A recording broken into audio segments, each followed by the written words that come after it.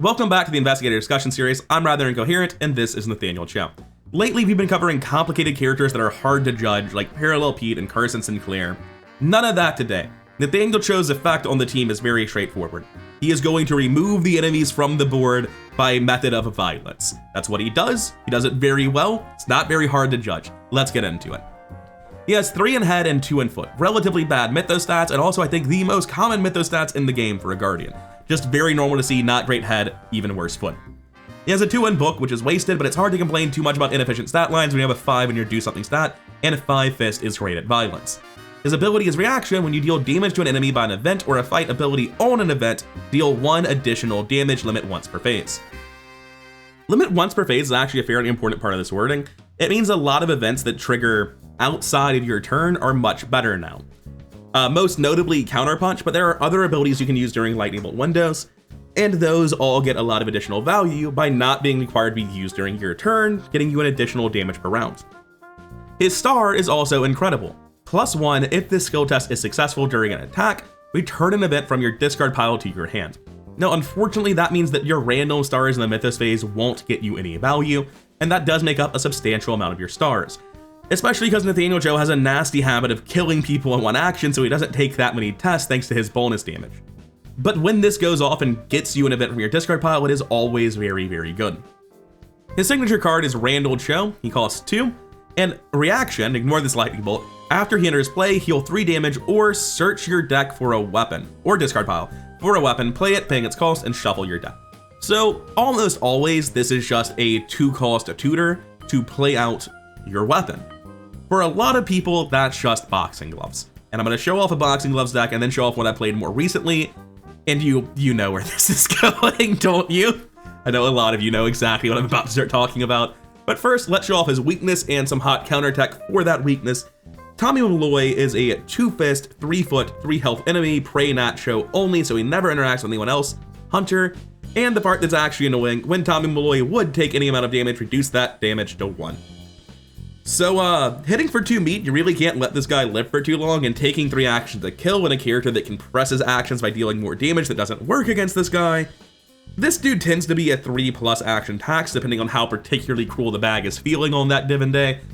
And yeah, Tommy Malloy kinda sucks to deal with. He's not one of the worst weaknesses in the game, but I've never seen Tommy get drawn, and people are like, oh, yay, this weakness is blank. There are a lot of weaknesses where someone draws and they're like, oh, thank God, I was worried I was hitting my basic weakness when I saw the outline. This is not one of them. This is a 3 action tax minimum. Coming over to an outrageously expensive 52 experience final deck, this is a standard boxing gloves show where I'm running beat cops and guard dogs for additional damage, branding a thugga to attack over when I don't feel like engaging, and handcuffs is the weird asset here for Tommy Malloy. Handcuffs is a 2-cost asset. Once you get it into play, action of handcuffs is not attached to an enemy, evade. Use only on a humanoid enemy. This evasion attempt uses fist instead of foot, and as you succeed, attach handcuffs to the just evaded enemy. And then, if the attached enemy is non-elite, it cannot ready and doom cannot be placed on it. Handcuffs is very, very valuable for dealing with Tommy Malloy. It is essentially 1 action of setup earlier in the scenario, and then 1 action to deal with him once you actually draw him. It's not good enough on its own. You would never run this just for Tommy Malloy. I decided to play Cho with handcuffs after reading an article that broke down how many campaigns had huge amounts of humanoid enemies in them, specifically for handcuffs. I think it might have been for some other analysis reason, but handcuffs was my takeaway. And the big 3 were Innsmouth, Forgotten Age, and Scarlet Keys have tons of humanoid enemies. So if you're playing in one of those campaigns, you can use handcuffs not just as a generically good counter tech for Cho's weakness, but just as a kind of alright card in general for dealing with the big non-elite humanoid enemy, which those campaigns have in spades.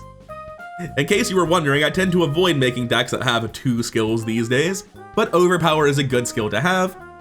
We're running Charisma so that we can get guard dogs and beat cops in play simultaneously, stick to the plan to put events that we use to fight under us, but more importantly, events that we use to get set up. Having this 1 e-cash guaranteed under you helps you get off the ground very reliably and pay for all the other shit you're going to do. Same thing with Clean Them Out. Most characters aren't super interested in Clean Them Out, but when you start with it, it deals 2 damage and it gains 2 resources. Suddenly it deals with most enemies, and it's just a good economy card to put under Stick to the Plan. And the last thing under Stick to the Plan is the uniquely powerful 1-2 punch in Nacho. I've never been able to justify buying a second one because it's so damn expensive at 5 experience. But 1-2 Punch level 5 is a 2-cost event. Fight, you automatically succeed and deal +1 damage for this attack. You may fight again, you get +3 Fist and deal +2 damage for that attack. So it is essentially instant 2 damage, then base 8 Fist damage for 3 damage, and +1 damage to the first one, so it's actually for 6 damage total with an almost unfailable test. You put that under Stick to the Plan, and you have a silver bullet for one big enemy at some point, or a massive head start on a boss. It's a very, very cool thing to have under Stick to the Plan, very unique to Cho.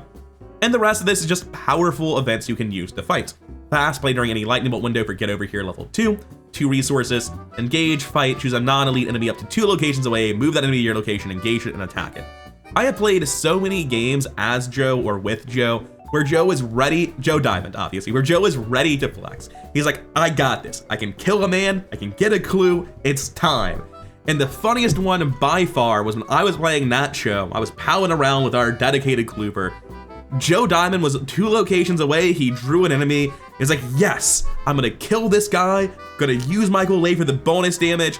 And I was like, I can just deal with him. You wanna get clues instead? And Joe was so mad. Joe was like, why am I here? Why did I buy weapons?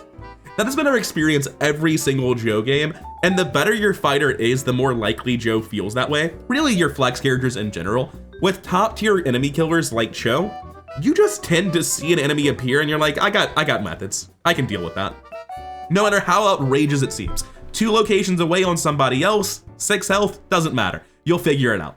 Counterpunch is again a way to deal damage outside of normal damage windows, being played during the enemy phase, triggered by an enemy attack, 0 cost to experience, and you get +2 Fist on the attack and +1 damage, +2 because you're Cho.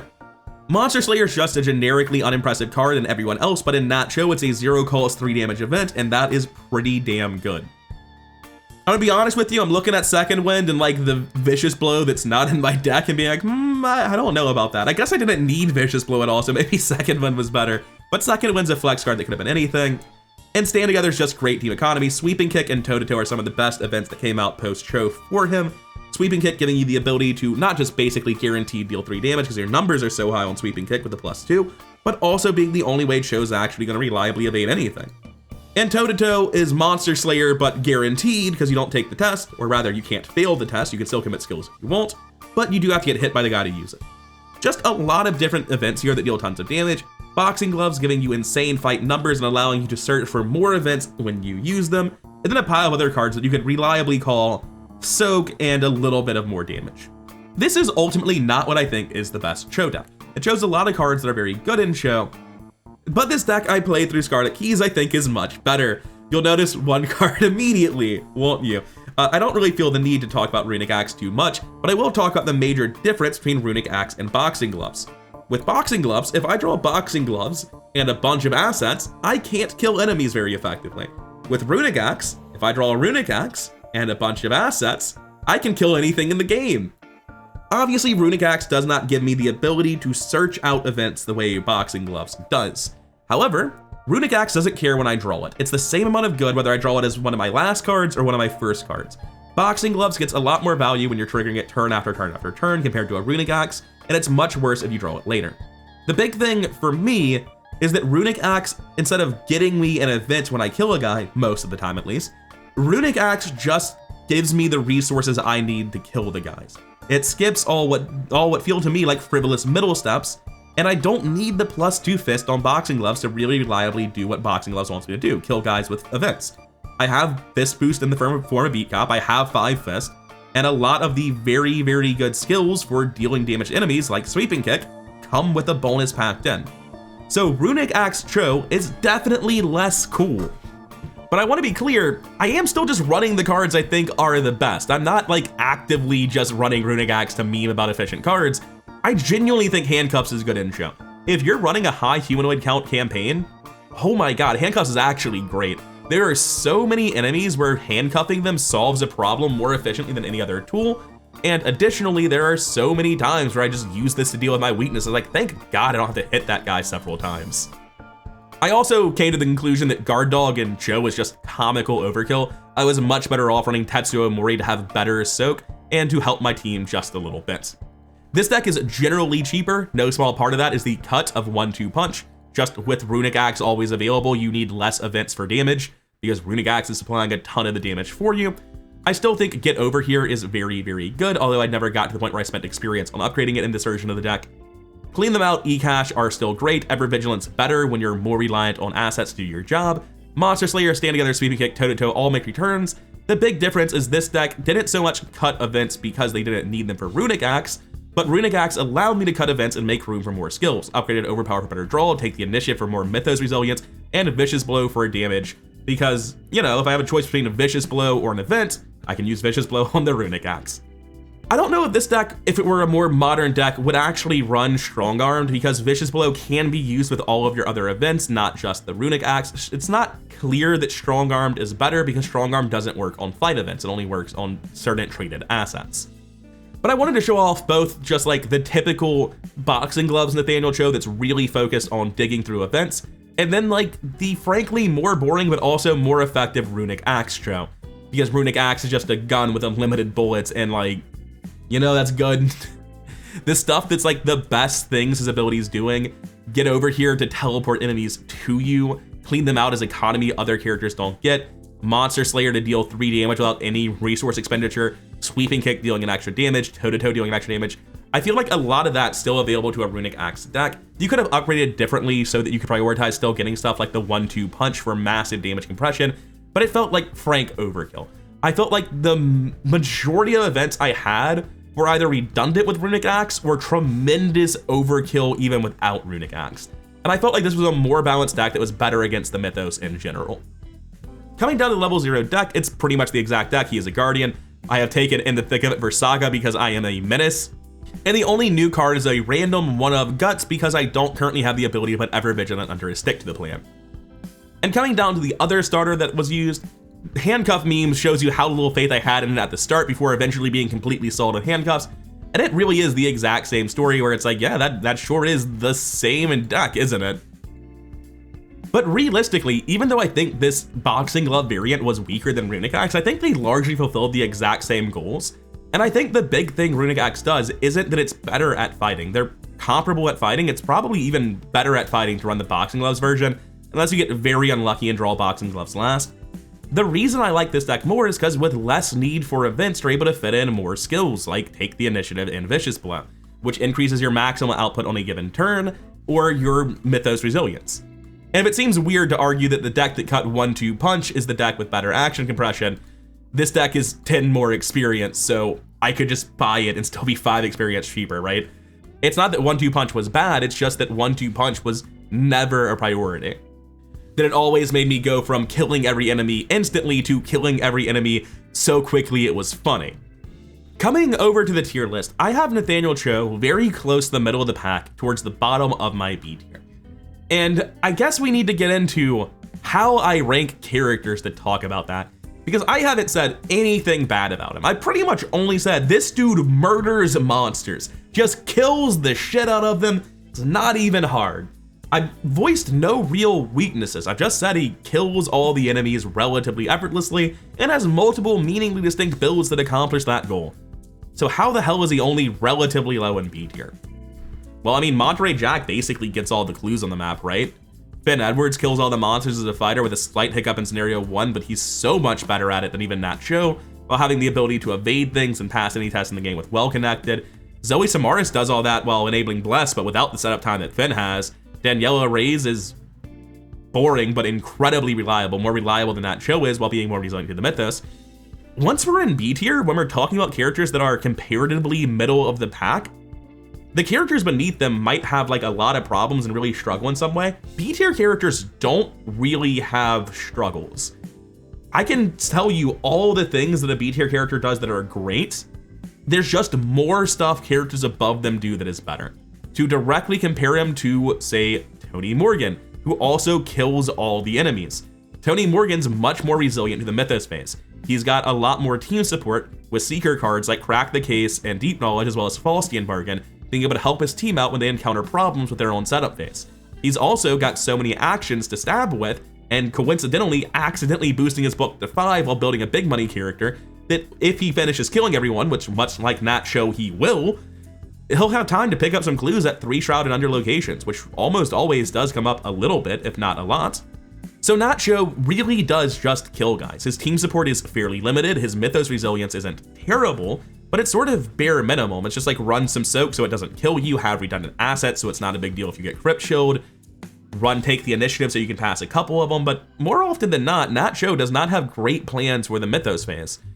That's the big thing that's holding him back, is that nothing about him gives him unique Mythos resilience, nothing about him gives him unique team support. He's very good at his job, but he does very little outside of it.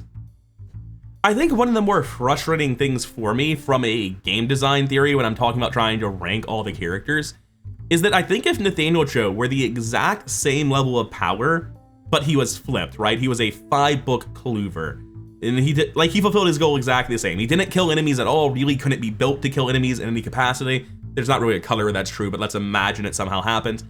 He had relatively middling Mythos stats that he couldn't make impervious but weren't terrible, but he really just absolutely destroyed the clue game to the same degree Nat Cho did.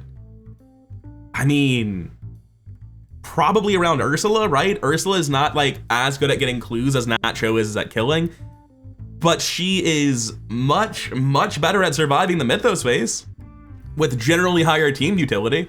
So like Ursula would move up a little for gaining the clue finding ability and then down a lot for losing everything else. So like Nat Cho does sort of fall victim to game design a little bit, where if you're going to excel at something to a ridiculous degree, it's really, really hard for that to be monster killing and you to be an incredible character. I've had people in the comments mention similar things and be like, maybe fighters and cloovers shouldn't even be in the same tier list, because surely there is an S-class for fighters that does matter. But I think even in a fighters only tier list, I wouldn't put Nat Cho above the second highest tier, because he still has no external utility beyond just accomplishing his job. And in a tier list that allows for flexes and cloovers, it's really hard to say that he's comparable to top tier or even second highest tier in those other roles when all he does is kill well. In my first ever tier list, I did believe that. I had a lot of like redundancy where I had to discuss the same character twice, or say a character was a flex character and they were much more lean towards clue finding, so I was putting them in the clover tier list. It was a massive source of confusion, and ultimately I think not super important to split them up. Because even though Nathaniel Cho would look comparatively higher on a fighter only tier list, not above a lot of fighters he wouldn't. Like I'd still put Nathaniel Cho under a Finn, under a Daniela, under a Zoe, right? If I strip out all the cloovers, he moves up just because there are less people in the tier list. But to be clear, it's not that being only a fighter can't get you into the highest tiers. Lily Chen is almost in my S tier and is just a fighter. You can build Yorick to do janky stuff where he gets clues, but I'm ranking him as purely a fighter. Sure, some of Tony's value is that he gets clues, but his value on the team, the reason you bring him is as a main fighter. And frankly, every time I bring a Tony, I end the scenario with the ability to have gotten tons and tons of clues, like my stats and actions indicate I can, but the two Seekers who brought no fight cards between them means that I didn't find a single clue because I was busy dealing with all of the enemies in a 3-player campaign because my teammates just trusted me to do it and put that pressure on Tony knowing he could handle it. It's not just that Nat Cho only fights. Pure fight characters can rank much higher than Nat Cho does. It's that Nat Cho isn't particularly Mythos resilient while doing it. When you build these decks that are good at fighting, if you end up in a really hard fight scenario, and whether it's Runic Axe or Boxing Gloves, it's at the bottom of your deck and you don't find it for the first 7 turns, Nat Cho can run stressfully low on resources with a team that thought he was going to be 3-man fighting, but he missed a really core card and he's struggling to do it. Nat Cho is open to bad RNG and not Mythos resilient. And between the two of them and just being in the frankly least important role in the game, I really can't get him much higher than this. I've sort of lost track of where I was in my rant about game design, so I'm going to call it there. The long story short with Nathaniel Cho is that he is incredibly good at what he does, but he doesn't have the proper amounts of team support, Mythos mitigation, or even just like draw and RNG insurance to make sure he gets good hands. And at the end of the day, if all you do is kill really, really effectively, like as good as you could ever need to be, that gets you into B tier, but it doesn't get you much further. For Nathaniel Cho to be higher, he needs better draw or more redundant assets to go with his Boxing Gloves and his Runic Axe to mitigate his worst possible draws. He needs to have better Mythos resilience. He needs to have any sort of team support beyond Stand Together 3, man. I might want to play Nat Cho again. I just realized something sick I could do that came to me because I recently reviewed Carson. What if you played Nat Cho and you said, I'm so good at fighting with this boxing glove deck, I don't need to upgrade it. I'm just using my first 10 experience on Stick to the Plan Ever Vigilant 4. And I'm going to steal Carson's signature move, give crazy team support with it, and then I'll start upgrading fighting. And frankly, at 10 experience with that wasted experience that doesn't help me fight at all, I'll still be better than most fighters at that point. I wonder if a sick ass deck like that could pull Nat Cho further up the tier list. And this isn't like the final tier list. When I make the final tier list, I tend to like go through and ask myself, am I overhyping or underhyping this? Can I move it up or down? And really like try to rein in my own personal bias, especially things that are speculatory. But while we're speculating, oh, this is funny. I have, when I'm doing these videos, like a bit of insight. I'll open my tier list. I'll open one character's deck to the left and another character's deck to the right, and I'll record them in batches. I'll have like a window for each 2 characters. So if you're wondering like, oh, is this recorded before his previous video? No, I'm gonna refresh real quick. And you'll see that Carson has jumped up the tier list because this was actually opened at a point in time before I made the adjustments on Carson. But if you have the ability to like steal the thing that makes Carson the best at support, and then instead of doing all of his support, just still be an incredible fighter, and you mitigate some of your own Mythos weakness by having First Watch, and you don't have your first Mythos phase ever hurt you, I think Nat Cho has a real argument to shoot up the list a lot if you build that deck. Let me go take a look at a plan for that. I'm gonna shoehorn this little bit of post commentary in somewhere. I just forgot to mention it while recording the video. Nat Cho has been an island in design for a long time. There's never been another investigator printed like him, so he'd get like a stray card here or there, but never any direct support in any set. And with the next set being Drowned City, much like how Ashcan Pete's getting a lot of support from George Barnaby, same with Bob getting support from George Barnaby, the new Guardian is event focused and will very likely make new Nat Cho decks a lot more interesting. Hell, I don't even cover it in the deck I'm theory crafting right now, but in that deck, I have a little note saying that I'm proxying Ready for Anything because I think it's better than any other card I can put in the deck.